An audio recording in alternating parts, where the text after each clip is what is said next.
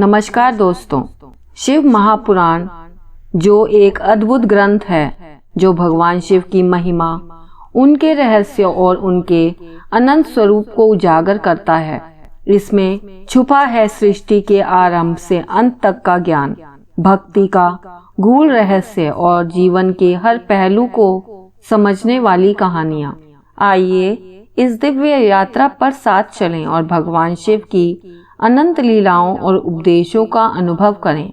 तो चलिए अब हम रुद्र संहिता के अगले विषय को प्रारंभ करते हैं, जिसका विषय है अग्नि यज्ञ, देव यज्ञ और ब्रह्म यज्ञ आदि का वर्णन।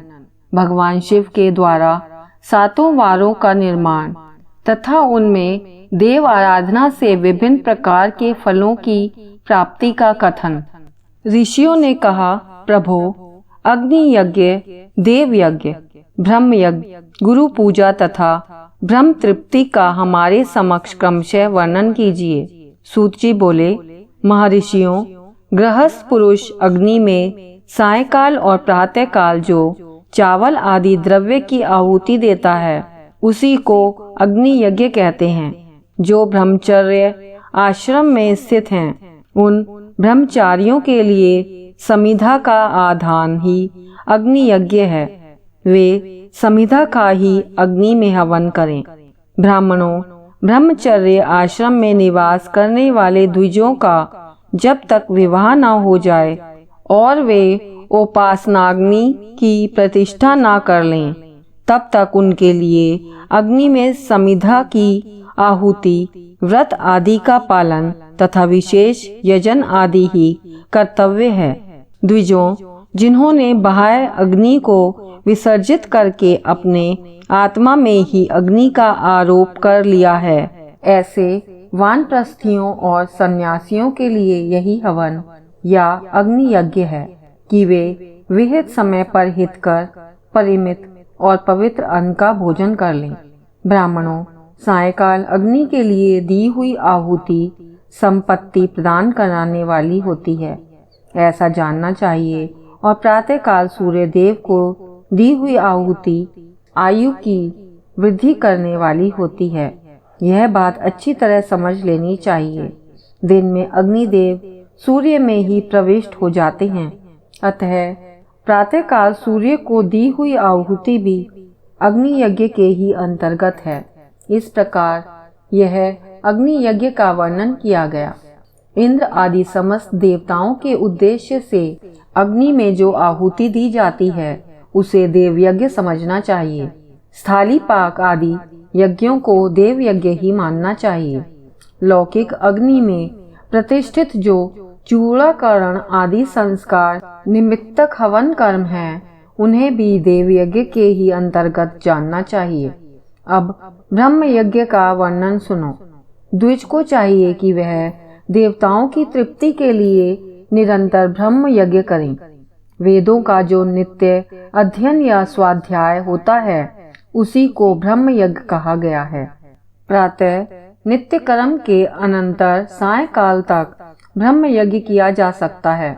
उसके बाद रात में इसका विधान नहीं है। अग्नि के बिना देव यज्ञ कैसे संपन्न होता है, इसे तुम लोग श्रद्धा से और आदर पूर्वक सुनो। सृष्टि के आरंभ में सर्वज्ञ, दयालु और सर्वसमर्थ महादेव जी ने समस्त लोकों के उपकार के लिए वारों की कल्पना की। वे भगवान शिव संसार रूप रोग को दूर करने के लिए वैद्य हैं, सबके ज्ञाता तथा समस्त औषधियों के भी औषध हैं। उन भगवान ने पहले अपने वार की कल्पना की, जो आरोग्य प्रदान करने वाला है। तत्पश्चात अपनी माया शक्ति का वार बनाया, जो संपत्ति प्रदान करने वाला है। जन्म काल में दुर्गतिग्रस्त बालक की रक्षा के लिए उन्होंने कुमार के वार की कल्पना की। तत्पश्चात सर्वसमर्थ महादेव जी ने आलस्य और पाप की निवृत्ति तथा समस्त लोकों का हित करने की इच्छा से लोक रक्षक भगवान विष्णु का वार बनाया। इसके बाद सबके स्वामी भगवान शिव ने पुष्टि और रक्षा के लिए आयुः कर्ता, त्रिलोक सृष्टा परमेष्टि ब्रह्मा का आयुष कारक वार बनाया, जिससे संपूर्ण जगत के आयुष्य की सिद्धि हो सके। इसके बाद तीनों लोकों की वृद्धि के लिए पहले पुण्य पाप की रचना हो जाने पर उनके करने वाले लोगों को शुभाशुभ फल देने के लिए भगवान शिव ने इंद्र और यम के वारों का निर्माण किया। ये दोनों वार क्रमशः भोग देने वाले तथा लोगों के मृत्यु भय को दूर करने वाले हैं। इसके बाद सूर्य आदि 7 ग्रहों को, जो अपने ही स्वरूप भूत तथा प्राणियों के लिए सुख दुख के सूचक हैं, भगवान शिव ने उपरयुक्त 7 वारों का स्वामी निश्चित किया। वे सब के सब ग्रह नक्षत्रों के ज्योतिर्मय मंडल में प्रतिष्ठित हैं। शिव के वार या दिन के स्वामी सूर्य हैं।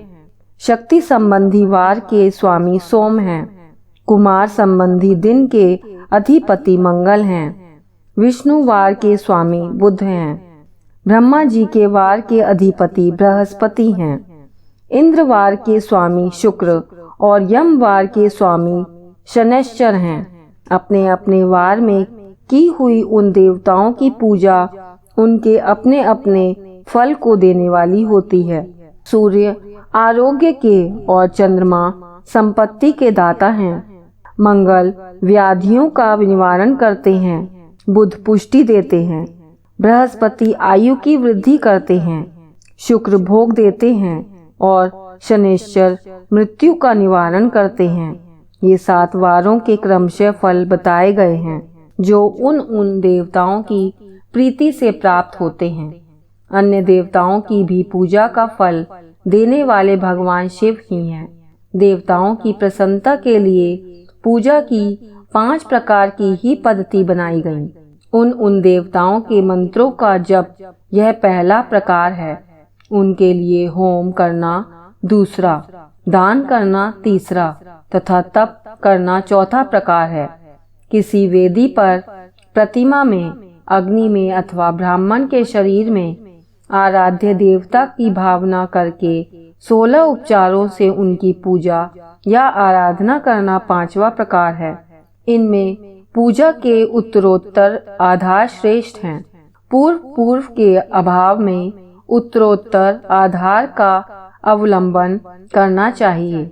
दोनों नेत्रों तथा मस्तक के रोग में और कुष्ठ रोग की शांति के लिए भगवान सूर्य की पूजा करके ब्राह्मणों को भोजन कराएं। तदंतर 1 दिन, 1 मास, 1 वर्ष अथवा 3 वर्ष तक लगातार ऐसा साधन करना चाहिए। इससे यदि प्रबल प्रारब्ध का निर्माण हो जाए तो रोग एवं जरा आदि रोगों का नाश हो जाता है। इष्ट देव के नाम मंत्रों का जप आदि साधन वार आदि के अनुसार फल देते हैं। रविवार को सूर्य देव के लिए, अन्य देवताओं के लिए तथा ब्राह्मणों के लिए विशिष्ट वस्तु अर्पित करें। यह साधन विशिष्ट फल देने वाला होता है तथा इसके द्वारा विशेष रूप से पापों की शांति होती है। सोमवार को विद्वान पुरुष संपत्ति की प्राप्ति के लिए लक्ष्मी आदि की पूजा करें तथा सपत्नी ब्राह्मणों को घृत पक्व अन्न का भोजन कराएं। मंगलवार को रोगों की शांति के लिए काली आदि की पूजा करें तथा उड़द, मूंग एवं अरहर की दाल आदि से युक्त अन्न ब्राह्मणों को भोजन कराएं। बुधवार को विद्वान पुरुष दधि युक्त अन्न से भगवान विष्णु का पूजन करें। ऐसा करने से सदा पुत्र, मित्र और कलत्र आदि की पुष्टि होती है।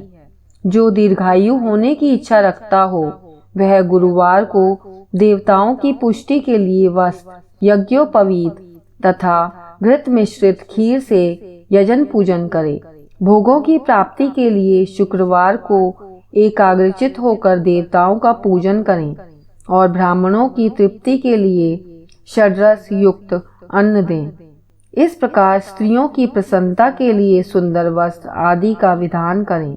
शनैश्चर अपमृत्यु का निवारण करने वाला है। उस दिन बुद्धिमान पुरुष रुद्र आदि की पूजा करे तिल के होम से, दान से देवताओं को संतुष्ट करके ब्राह्मणों को तिल मिश्रित अन्न भोजन कराए। जो इस तरह देवताओं की पूजा करेगा वह आरोग्य आदि फल का भागी होगा। देवताओं के नित्य पूजन, विशेष पूजन, स्नान, दान, तप, जप, होम तथा ब्राह्मण तर्पण आदि में एवं रवि आदि वारों में विशेष तिथि और नक्षत्रों का योग प्राप्त होने पर विभिन्न देवताओं के पूजन में सर्वज्ञ जगदीश्वर भगवान शिव ही उन देवताओं के रूप में पूजित हों। सब लोगों को आरोग्य आदि फल प्रदान करते हैं।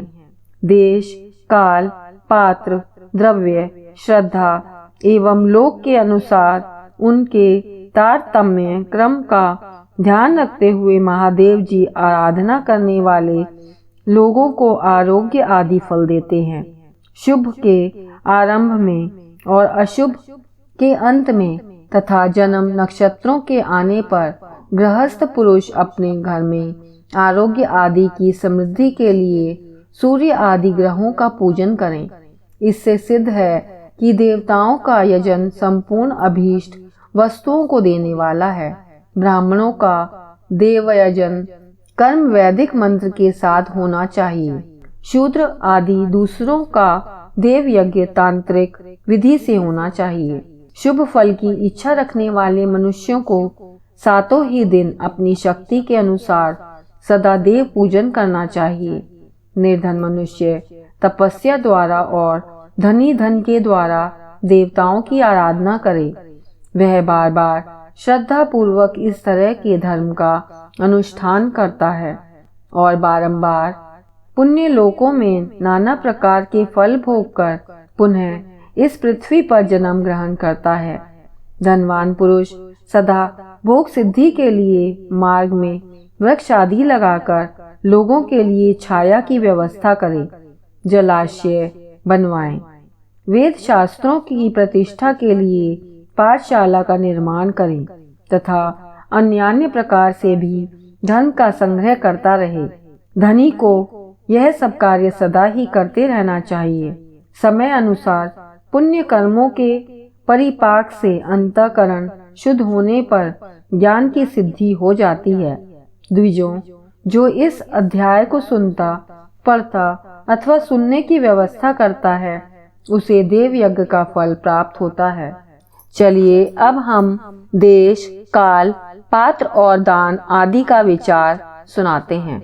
ऋषियों ने कहा, समस्त पदार्थों के ज्ञाताओं में श्रेष्ठ सूत जी, अब आप क्रमशः देश, काल आदि का वर्णन करें। सूत जी बोले, महर्षियों, देव यज्ञ आदि कर्मों में अपना शुद्ध ग्रह समान फल देने वाला होता है, अर्थात अपने घर में किए हुए देव यज्ञ आदि शास्त्रोक्त फल को सम मात्रा में देने वाले होते हैं। गौशाला का स्थान घर की अपेक्षा 10 गुना फल देता है। जलाशय का तट उससे भी 10 गुना महत्व रखता है। जहाँ बेल, तुलसी एवं पीपल वृक्ष का मूल निकट हो, वह स्थान जलाशय के तट से भी 10 गुना फल देने वाला होता है। देवालय को उससे भी 10 गुना महत्व का स्थान जानना चाहिए। देवालय से भी 10 गुना महत्व रखता है तीर्थ भूमि का तट। उससे 10 गुना श्रेष्ठ है नदी का किनारा। उससे 10 गुना उत्कृष्ट है तीर्थ नदी का तट और उससे भी 10 गुना महत्व रखता है सप्त गंगा नामक नदियों का तीर्थ। गंगा, गोदावरी, कावेरी, ताम्रपर्णी, सिंधु, सरयू और नर्मदा, इन 7 नदियों को सप्त गंगा कहा गया है। समुद्र के तट का स्थान इनसे भी 10 गुना पवित्र माना गया है और पर्वत के शिखर का प्रदेश समुद्र तट से भी 10 गुना पावन है। सबसे अधिक महत्व का वह स्थान जानना चाहिए जहाँ मन लग जाए। यहाँ तक देश का वर्णन हुआ। अब काल का तारतम्य बताया जाता है।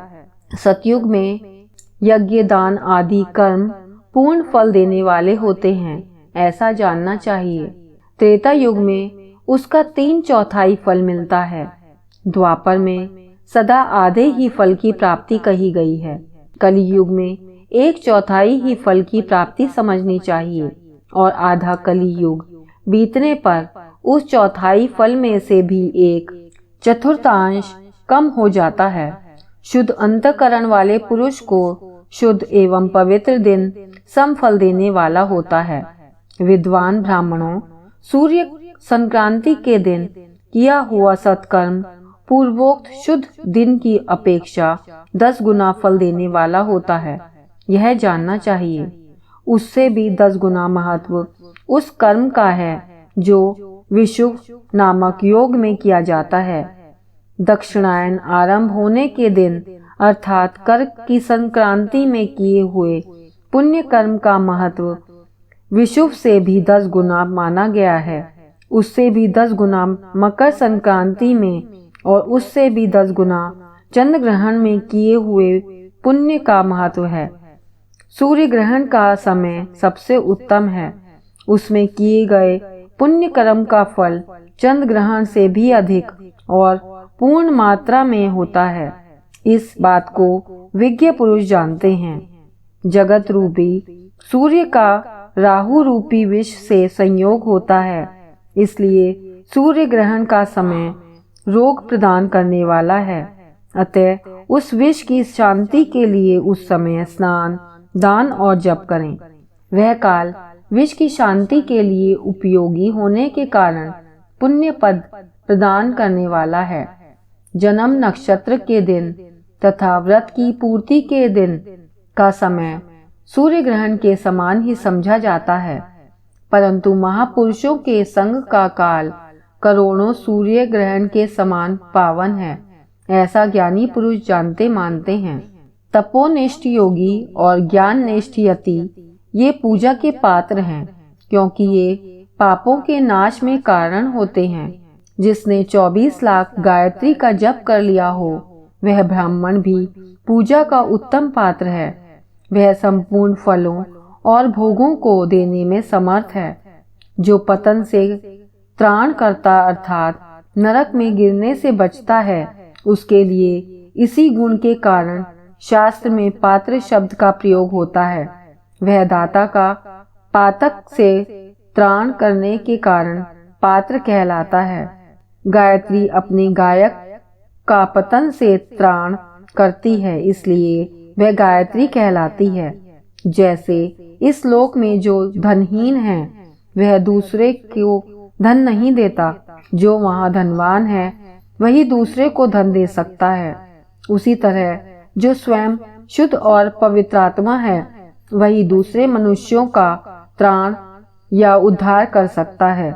जो गायत्री का जप करके शुद्ध हो गया है वही शुद्ध ब्राह्मण कहलाता है। इसलिए दान, जप, होम और पूजा सभी कर्मों के लिए वही शुद्ध पात्र है। ऐसा ब्राह्मण ही दान तथा रक्षा करने की पात्रता रखता है। स्त्री हो या पुरुष, जो भी भूखा हो वही अन्नदान का पात्र है। जिसको जिस वस्तु की इच्छा हो उसे वह वस्तु बिना मांगे ही दी जाए तो दाता को उस दान का पूरा पूरा फल प्राप्त होता है। ऐसी महर्षियों की मान्यता है। जो सवाल या याचना करने के बाद दिया गया हो वह दान आधा ही फल देने वाला बताया गया है। अपने सेवक को दिया हुआ दान 1/4 फल देने वाला होता है। विप्रवरों, जो जाति मात्र से ब्राह्मण है और दीनता पूर्ण वृत्ति से जीवन बिताता है, उसे दिया हुआ धन का दान दाता को इस भूतल पर 10 वर्षों तक भोग प्रदान करने वाला होता है। वही दान यदि वेद वक्ता ब्राह्मण को दिया जाए तो वह स्वर्गलोक में देवताओं के वर्ष से 10 वर्षों तक दिव्य भोग देने वाला होता है। शील और उच्च वृत्ति से लाया हुआ और गुरु दक्षिणा में प्राप्त हुआ अन्न धन शुद्ध द्रव्य कहलाता है। उसका दान दाता को पूर्ण फल देने वाला बताया गया है। क्षत्रियों का शौर्य से कमाया हुआ, वैश्यों का व्यापार से आया हुआ और शूद्रों का सेवा वृत्ति से प्राप्त किया हुआ धन भी उत्तम द्रव्य कहलाता है। धन की इच्छा रखने वाली स्त्रियों को जो धन पिता एवं पति से मिला हुआ हो, उसके लिए वह उत्तम द्रव्य है। गौ आदि 12 वस्तुओं का चैत्र आदि 12 महीनों में क्रमशः दान करना चाहिए। गौ, भूमि, तिल, सुवर्ण, घी, वस्त्र, धान्य, गुड़, चांदी, नमक, कोहड़ा और कन्या, ये ही वे 12 वस्तुएं हैं। इनमें गोदान से कायिक, वाचिक और मानसिक पापों का निवारण तथा कायिक आदि पुण्य कर्मों की पुष्टि होती है। ब्राह्मणों, भूमि का दान इहलोक और परलोक में प्रतिष्ठा की प्राप्ति कराने वाला है। तिल का दान बलवर्धक एवं मृत्यु का निवारक होता है। सुवर्ण का दान जठराग्नि को बढ़ाने वाला तथा वीर्यदायक है। घी का दान पुष्टि कारक होता है। वस्त्र का दान आयु की वृद्धि कराने वाला है, ऐसा जानना चाहिए। धान्य का दान अन्न धन की समृद्धि में कारण होता है। गुड़ का दान मधुर भोजन की प्राप्ति कराने वाला होता है। चांदी के दान से वीर्य की वृद्धि होती है। लवण का दान षड्रस भोजन की प्राप्ति कराता है। सब प्रकार का दान सारी समृद्धि की सिद्धि के लिए होता है। विज्ञ पुरुष कूष्मांड के दान को पुष्टिदायक मानते हैं। कन्या का दान आजीवन भोग देने वाला कहा गया है। ब्राह्मणों, वह लोक और परलोक में भी संपूर्ण भोगों की प्राप्ति कराने वाला है। विद्वान पुरुष को चाहिए कि जिन वस्तुओं से श्रवण आदि इंद्रियों की तृप्ति होती है, उनका सदा दान करें।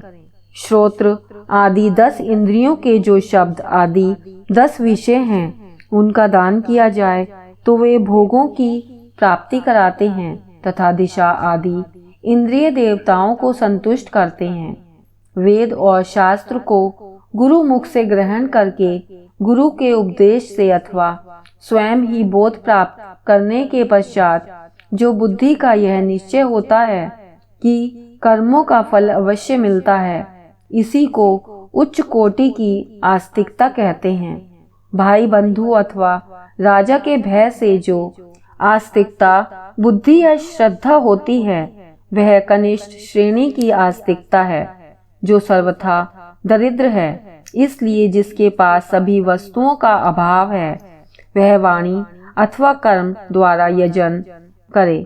मंत्र, स्तोत्र और जप आदि को वाणी द्वारा किया गया यजन समझना चाहिए तथा तीर्थ यात्रा और व्रत आदि को विद्वान पुरुष शारीरिक यजन मानते हैं।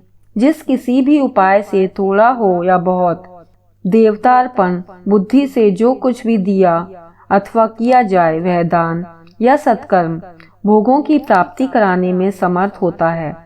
तपस्या और दान, ये 2 कर्म मनुष्य को सदा करने चाहिए तथा ऐसे ग्रह का दान करना चाहिए जो अपने वर्ण और गुण से सुशोभित हो।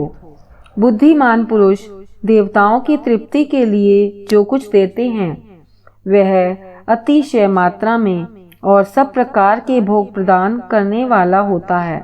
उस दान से विद्वान पुरुष इहलोक और परलोक में उत्तम जन्म और सदा सुलभ होने वाला भोग पाता है। ईश्वरापर्ण बुद्धि से यज्ञ दान आदि कर्म करके मनुष्य मोक्ष फल का भागी होता है।